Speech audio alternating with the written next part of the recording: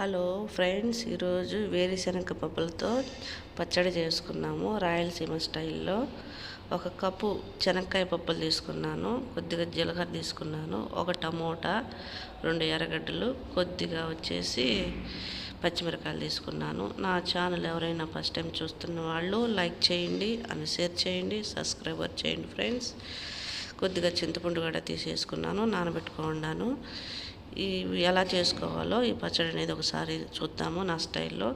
పెనం పెట్టుకొని స్టవ్ మీద శనక్కాయ పప్పులు అనేది పోసుకున్నాను వేయించుకోవడానికి. బాగా కొంచెం ఆయిల్ వేసుకుంటాను. ఆయిల్ వేసి కొద్దిగా అటు ఇటు బాగా బ్రౌన్ కలర్ అనేది బాగా వచ్చేంత వరకు వేయించుకుంటాను. ఆ కలరు వచ్చేంత వరకు వేయించుకొని తర్వాత ప్రాసెస్ అనేది రెడీ చేస్తాను. మేము రాయలసీమలో ఇలాగనే చేసుకుంటాం పచ్చడి. మేము రాజంపేటలో ఉన్నాము, ఇంకా అదంతా రాయలసీమ అంటారు కదా, ఇలా చేసుకుంటాం. కొద్దిగా ఆయిల్ వేసేసుకొని బాగా కలర్ వచ్చేంత వరకు ఏం చేసుకొని, ఇలా ఎంతమంది చేసుకుంటున్నారో వేరుశనగకాయ పప్పులతో ఒకసారి కామెంట్ పెట్టండి. అయిపోయినాయి, ఇలా చూడండి. ఇలా వేసినాక నేను తొక్కగడ తీకన అలాగే పచ్చడి చేస్తాను. తర్వాత వచ్చేసి పచ్చిమిరపకాయలు, అదే పెనుములో పచ్చిమిరపకాయలు, కొద్దిగా టమోటాలు పక్కన పెట్టుకున్నాను కదా, ఒక టమోటా కట్ చేసి పెట్టుకున్న టమోటా అన్నీ వేసేసి, ముందు వచ్చేసి పచ్చిమిరపకాయలు కొంచెం లైట్గా వేగేంత వరకు ఆయిల్ వేసుకొని వేయించుకుంటాను.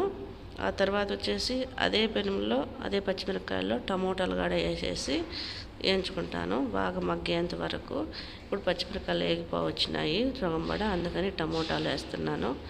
కానీ దీంట్లో ఉప్పు వేయకుండా ఒక టమోటా బాగా కట్ చేసి పెట్టుకొని ఒక 6-7 ముక్కలుగా మీడియం సైజులో కట్ చేసుకొని అదే పచ్చిమిరపకాయలో కొద్దిగా నూనె వేసుకొని బాగా ఏం చేసుకున్నాను.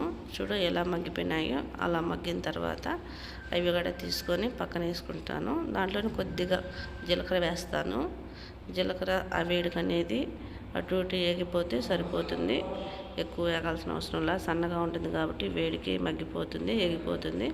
అందుకని కొద్దిగా జీలకర్ర అనేది వేసుకొని వేయించుకుంటాను. ఎక్కువసేపు వేయించకన్నా, ఎక్కువసేపు వేయించితే మళ్ళీ మాడిపోతుంది. ఇంకంతే, అలా ఇలా కలుపుకొని పక్కకు తీసి పెట్టేసుకుంటాను.